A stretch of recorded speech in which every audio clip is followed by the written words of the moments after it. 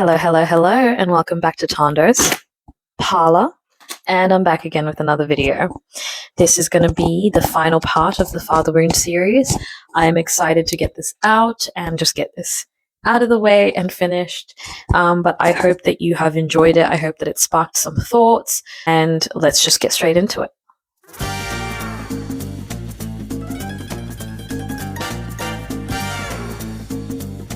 Alrighty, so we've talked about a few things. We've talked about my own father. We have talked about men that I've met with father wounds. We've talked about me processing early disappointment. We've talked about how I've used my father to understand how I want to live as a person, what my personal guidance system is, what my values are, etc. But I also wanted to make a mention that there was another opportunity in my life for me to have a father. I had a stepfather when I was 11, and it didn't end up lasting long, unfortunately for my parent. But he came into our lives, and you know how children just have really good intuition about adults. And I didn't like him initially. I think without having the verbiage, I could sense that we, as the children of my mum, were inconvenient to him, and so there was just that underlying beneath the surface. Now, he liked to play favorites, and so he decided that I was his favorite, but me being me, I was a little old soul, and I'm still like that to this day. I don't think that if you treat me well, but you treat other people around me terribly, that you're a good person. Like, I'm not going to be feeling extra happy that I'm the one getting treated well, because I'll be confused as to why you're not consistent. I don't like people with inconsistent behavior. And so we moved to Australia, and being a child, I didn't have a say in any of the things, and so I just had to go along with it. But once we came into Australia, we moved to Country Vic because that's where he was from. So that was a fantastic introduction to the Australian culture, going straight to the country. That's a video for another day. But he believed that he had rescued these Africans, and hence he could now turn the tables. I think as a child, maybe I noticed more subtle things that my mum couldn't. But once we got to Australia, it was sort of a very blunt change, as we would call it in the modern day, a bait and switch. And so once we came to Australia, he implemented all these rules that were quite tyrannical, and he became verbally, physically abusive, etc. And so that's something that we had to deal with and we had to escape from. And so, without going into too much detail, because my family is actually very private, I'm the one who doesn't mind just, like, I like being an open book because I think we can all learn from each other. And I think sometimes it's in the secrets amongst families, and it's in the secrets in society wherein we end up missing opportunities for growth, and we silently suffer in abusive situations because no one wants to talk about it. We just suffer in general and no one wants to talk about it. And so that was upsetting to me, because here was another opportunity for me to have what people call the life, having a two-parent household. And this man came in looking down, at least on the children, and almost like not wanting us to exist, even though we already were there. And so it really frustrated me, and it was another point in my life where I felt really disappointed by the male population. Like, why is it so hard? Like, is it that I'm so unlovable? Is it that my mum is so unlovable?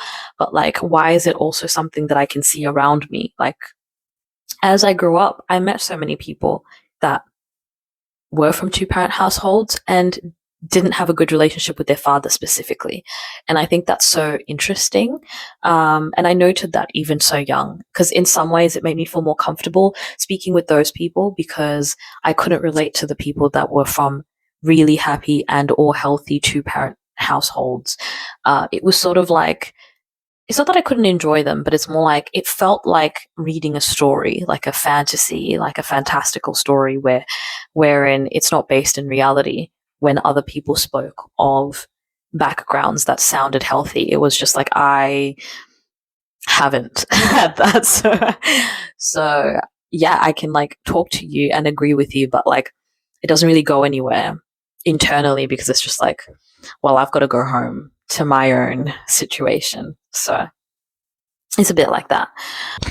I wrote in my notes that as I have grown into myself, especially from those late teenage years onwards, I have actively reparented myself because I realized that there was a lot of things that I didn't enjoy from all the people that had been parental figures in my life, ways in which I wasn't catered to based on my own sensitivities and personalities.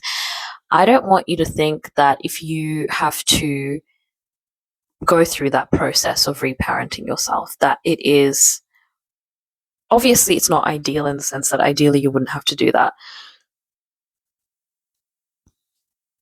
Hello, Spirit. But I want you to consider that you can't take back that your parents had certain limitations in how they saw the world and in how they treated you. In general, when it comes to any therapy, whether it's self-therapy or you're going to therapy, you cannot control what's outside of yourself. You can only control yourself. And I think knowing that makes me feel a level of autonomy that makes me enjoy life more, because I know that I can change at the drop of a hat, and I know that I have changed at the drop of a hat because I'm not scared of change. But yeah, like I found in my household, there was a lot of focus on what I did wrong, where I wasn't the best, as opposed to positive reinforcement. And I realized in my early 20s that that is actually what I need to achieve a lot of things, what I need to feel safe, what I need to feel loved, and what I need to actually be motivating. And the reason I realized that is because growing up, I always had good relationship with teachers. And I think it's largely because the teachers I had a great relationship with were willing to acknowledge the things that they thought I did well. And also a lot of teachers, ever since I was a very, very young child, held a lot of space for me. It's going to make me cry. It might make me emotional to say this, but I can remember when I was in Zimbabwe, maybe I was in grade 3 or something. There was this teacher. There were several teachers, but I'm going to think of this one. And she wasn't particularly the nicest. You know those stern teachers that take their jobs quite seriously? It was one of those situations. So it wasn't that she was mean, but as a child, she wasn't the favorite because she didn't like focus on making us laugh. She was focused on having us fulfill whatever tasks. But I remember she pulled me aside and she basically just said that she saw me and she thought that some of the ways that I was responding to things was indicative of the fact that I was going through things at home. And she wanted me to know that if I ever wanted an adult to talk to about it, that I could, and that we can talk it out. And that you don't have to act like that because you're going through something. And in a lot of years of my life, so many teachers have been that exact thing, a rock for me emotionally. And so when I took time to introspect and be alone, which I have a lot of times because astrologically I have a lot of 12th house placements, so even though I'm quite extroverted, I do need a lot of alone time. And it's in that alone time that I have those epiphanies. And one of my epiphanies was the reason why I responded well to those people like those teachers that I thought saw me, was one, they gave me positive reinforcement, and two, they tried to understand me. And if they didn't, they asked me questions and sought to understand me so as not to put the wrong labels on why I was doing what I was doing or on me as a person. And so really take the time out to look at your behavior at home versus your behavior with other people. Think about what kind of relationship you have with both your parents. think about what kind of trauma they may have that allows them to treat you a certain way, especially if it's a way that you particularly hate or that you struggle with emotionally. I can tell that spirit is here because I keep yawning. Think about where it may be coming from, because I think it's part of what helps lift some of the resentment that we can have towards our parents when you treat them as real people and not, of course, you can only do this when you're old enough to really have critical thinking skills, but realizing that they're people in their own right, people capable of making mistakes, people who may have started parenting without all the skills available to them, maybe even people that didn't have the right role models themselves. And at least from what I know of my mother's family line, I can see how each generation improves upon the last. And so I feel a lot of hope that the work that I've done is going to be passed on and will beget more good work for our family and for the generational line, because those are the things that I think about. So yeah, we'll leave that there. Another way that having a father wound has affected me is that sometimes fathers and fatherhood feels like a concept to me, like a concept outside of myself, because I've had such little interaction with the idea of a father in my life. Sometimes when people mention their dad in a conversation, especially if it's not a conversation that, like, it's not a topic we've discussed, like I haven't been discussing parenthood or fathers for a while, because I don't talk about this like regularly. I've processed a lot of these things, and what would I have to contribute to a conversation about fathers that is relevant and current, right? But sometimes when people bring up their dad or say that they have a dad, like, I get whiplash. It's kind of, I find it funny. And I tell people sometimes, like, I actually forgot fathers existed. And yet at the same time, I also realize I am hyper aware of fathers and fatherhood that I find to be positive. So going back to reparenting myself, I've gone out of my way to find media and people around me that emulate or that give the paternal energy, the healthy paternal energy that I have lacked. That's a way in which I've tried to balance that within me by showing myself, by curating my algorithm on social media, and by being very present. Like, if I'm out, especially in Australia, there's certain certain suburbs you go to, I swear to God, that seem to have majority, like, whatever men that are in that suburb are very active fathers. Like, when I used to live in Eltham, you could go out walking on a Saturday or a Sunday and you would come across at least 3 men that were by themselves and not necessarily with a partner, pushing a stroller and like going for a walk. And those are things that I really allow to be really grateful for, that I have seen.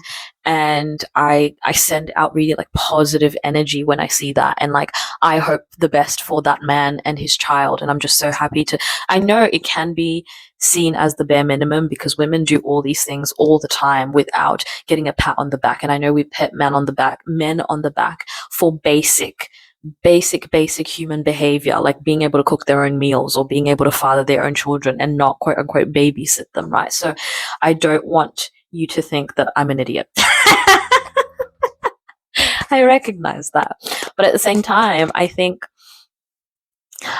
being cynical, like a little cynicism is healthy, but too much cynicism is unhealthy for you and your spirit. And if I would like to manifest a family, which I would like to bring to life the kind of family that I can very clearly see in my own head.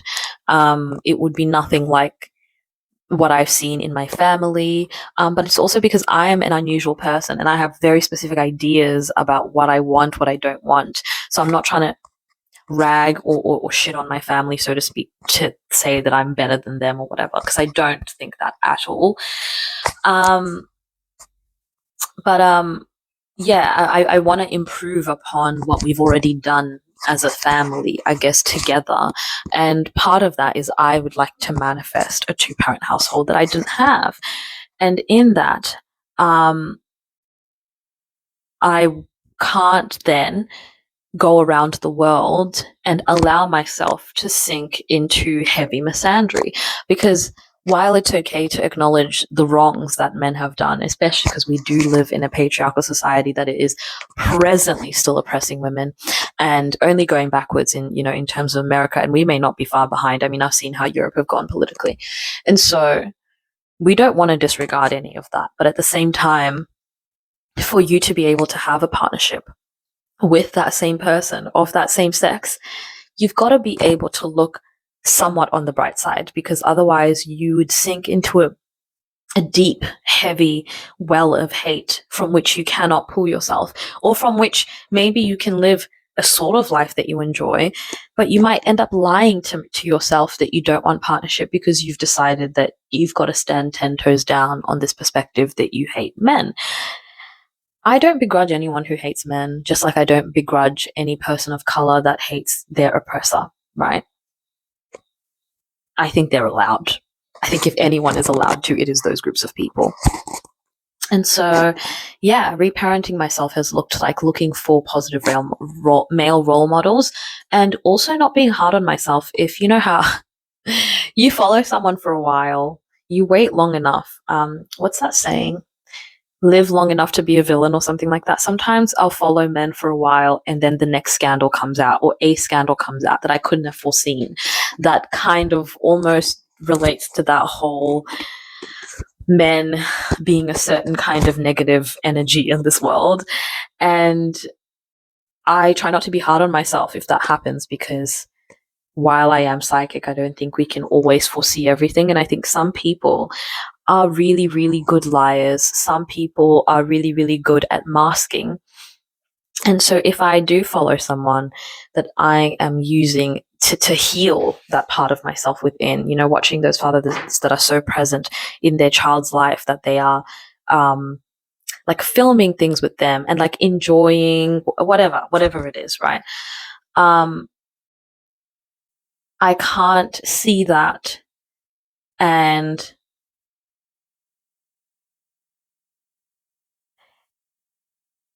if I'm following a man who's very present in his child's life and I'm like using him as a springboard from which to heal my father wound, and then it turns out that he is in some aspect a piece of shit, I don't hold that within myself and feel like I'm really terrible, or like make me feel like all men are bad after all.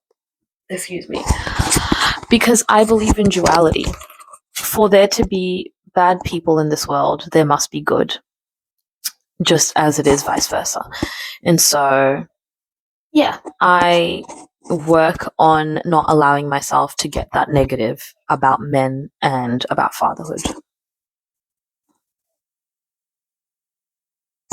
What my father wound has also done for me in terms of dating, because I've already touched on that prior, is realizing that what I need in a man is the antithesis of my father.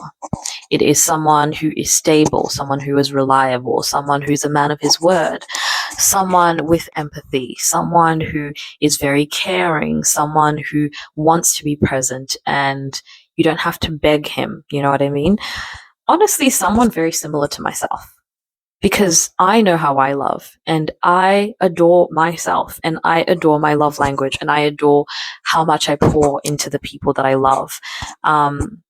It is something that I'm very active in. I think very much about how I can cater to the people around me while also preserving my individuality and while not enmeshing myself. I do as much as I reasonably can, which I know because I have a Leo Venus, if you care about astrology. I know that what I can do is a lot. My love is big and bold and beautiful, and I'm not afraid to say that. And so on the plus side, he has given me, honestly, a really good rubric for a lot of things in life, except I just had to spin them on their head and make them the exact opposite, and then it was going to work for me. And it's kind of funny because I'm a Libra and he's a Scorpio, my father, and I look at Libra as like light energy, or at least balanced, but mainly light energy, and Scorpio is really dark energy. And so like I feel like part of my mission in life has been to transmute the negative energy from him that I've inherited from him, and any negative energy put upon me by virtue of the abuse that I have experienced in my family, and transmute that into my success, into my joy, into my healing, and into healing generational curses. That is something that I'm very proud of, actually. I think of myself as the generational curse breaker in my family. I look at myself as someone who's paving the way for our future generations, and I do so proudly and I do so actively, and I will continue to do so as well. Another thing that I wanted to touch on with dating is I don't want to sit here and claim that I can give you all the answers and tell you that I know how you can avoid getting into relationships with emotionally unavailable men that mirror the fact that you have deep father wounds. However, for me, this is a tip that I struggle with because I have a Leo Venus and Leo Mars, but I will still tell you because it's still important to hear, and I'm saying it as much for you as I am for me. Slowing down in relationships is something that I really need to focus on, and being okay with that. And I think now that I've done so much healing, I do think in my next relationship I could be a bit more calm, because when you have so much fire energy, you don't want to do anything half-assed. And so when I approach relationships, I approach it with a zest for life that I already actually encompass. Like my own soul and spirit has a zest for life. And I think you can see that in the way that I approach romance. I kind of want to go really big, really hard, really deep, really quickly. Like, because in my, fire brain, it's thinking, if we say we want to do this, we want to do this. We're not fucking around. But while it's okay for me to be me, the world doesn't accommodate me always. And so it's important for me to slow down so that I don't end up having to unpack a lot of things later. While I'm fantastic at it, it's just not fun to do. And so if I can stop myself from having to unpack all of this trauma and transmute it, then that would be bloody brilliant, wouldn't it? But I will tell you one thing, that if you've ever known me any period of your life, you will know that this is me. While I struggle to slow down when I enter a relationship because of the excitement of it all, what I have always had is the willingness to dip out. And that is romance and friendships and familial relationships combined. I cannot trust that when I see red flags initially, I will respond accordingly, because I'm still working through this programming in my brain wherein my intuition meets someone and doesn't like them. And then my brain goes, but you're judging a book by its cover. You don't have enough information to make this assumption. And so the initial thought process is to just let someone show me. And then from there, I can make a decision. And while it used to upset me that some people, like my best friend, for example, have enough discernment to just know straight up, I don't like this person, and just never want to hang out with them or even make space for them, I realized that, like, this is just intrinsically who I am. I have to do it that way because I can't do it any other way. And so what I have promised myself is that if it gets to a place where a relationship is untenable, I am willing to leave. And so there's a thought process behind that has to do with my placements again. Sorry if you don't like astrology, but I love explaining things in astrology because it's just so fun. So my moon in astrology is the area of life that represents the unconscious/subconscious, anything beneath the surface, anything deeper with greater depth. And so my moon is in Taurus, which is a slower energy than the fire energy that I have in my Venus and Mars, which directly correlates with my dating style. And so for me, when I notice red flags in a friendship or relationship, I will do certain things to try and give the other person a lifeline.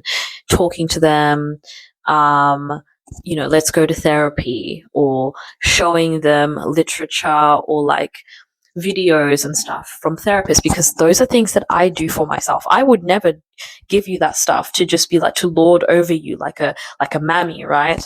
I would never do anything like that. But I would try and give someone a lifeline. And what that looks like could be different to someone who's got a bit more fire energy. They might think I'm really nice and really patient. But other people I've also heard think that I'm very harsh and very cold and very quick to cut someone off. So it really doesn't matter, because people will just interpret it however they want to interpret it. But I will give someone chances and give them like a really good opportunity and give them the benefit of the doubt by giving them all of these lifelines to be like, hey, I care about this relationship, but I don't like X, Y, and Z.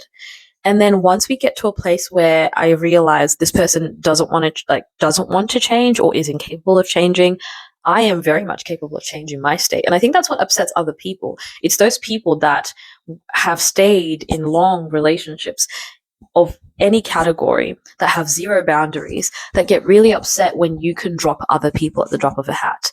And it's like, I'm sorry that you don't have the will and the ability to fight for yourself and think that you're worthy of doing something like that. You know what I mean?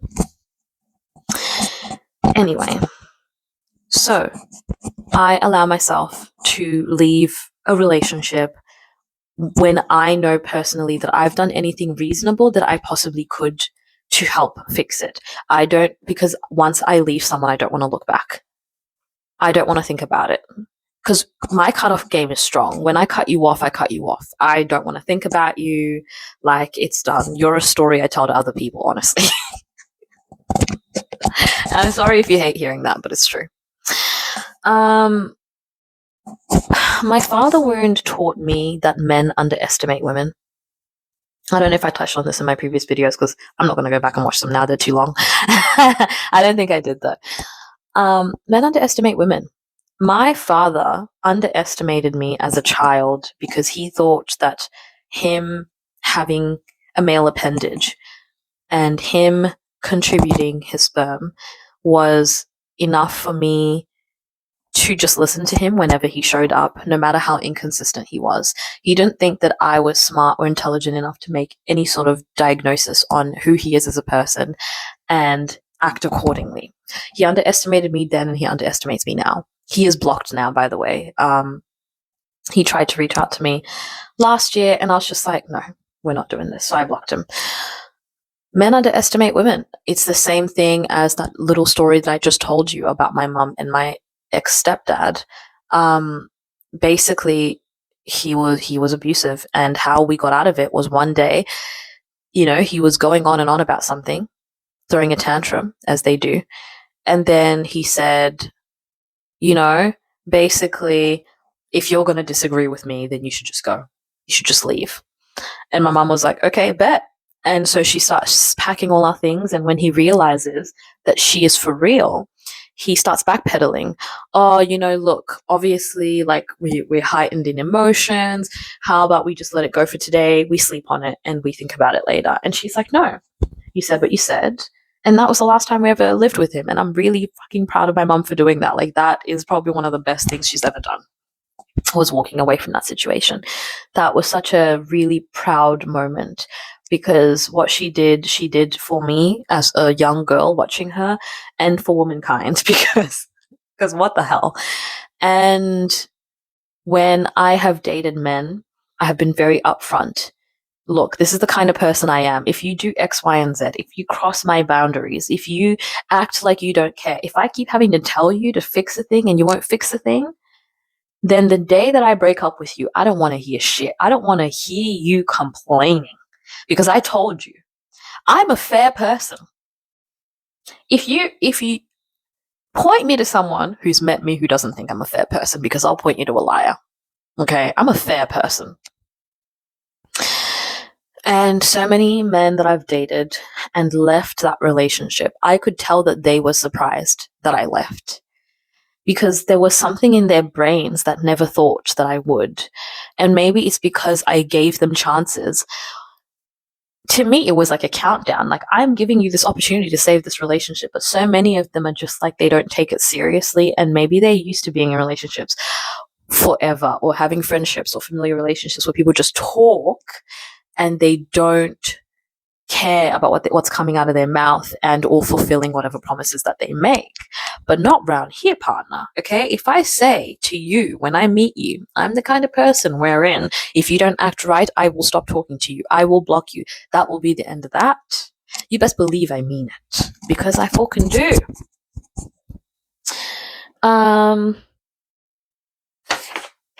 Last but not least, and that will be the end of that, and I'll be so glad to put this behind me, but really, really happy that someone else can watch this video and take something from it. Growing up with my dad and the father wounds there, my stepfather, and even the way that I was raised by my own mother. I grew up, and I feel like also maybe it has something to do with me being a firstborn. I ended up adopting subconsciously that my worth and people loving me had a direct correlation to how hard I worked and how far I went for people. I really went out of my way sometimes to give people a little bit too much grace before I cut them off, even though they'll never think that because they'll always just be upset that I've cut off access. So yeah, I subconsciously believed that the harder that I worked, the more worthy I was of love. It is sort of the underlying reason why I was such a high achiever as a child. It is the underlying reason why I have gone too far above and beyond for people that I've dated. Like, I won't even get into it now because I don't want to relive that. And so it's taken a lot of reprogramming. It's taken a lot of crying, mirror work, journaling, going to actual therapy, looking up shadow work questions, asking the tarot, speaking to people and gaining a greater understanding based on their perspectives, based on their households, the people that are around me. It's taken a lot of active work, but work that is so worth it because now at 28, I feel so at ease about this topic. And to be fair, I kind of have for a very long time. I accepted my lot in life very early, but I always knew, I think my soul hates stagnation. And so when I see a problem, I think, how can I solve it? I don't think that's so scary. I don't want to. Yeah, sure, it is scary. And I do think that because I'm a human being. But I don't let that thought scare me because I know that I don't like the thing. And to change the thing, I just have to be courageous. And who is more worthy of having courage for than myself? As someone who's been heavily disappointed by people that were supposed to love and care for me throughout my life. Name a time period, honestly. To be able to pour love into myself and realize that I was never the problem just because people didn't see my worth. And realize that I can see my worth and it is actually worth everything. It is worth as much as I used to think it meant for other people to see my worth and love me in the ways that I wish to be loved.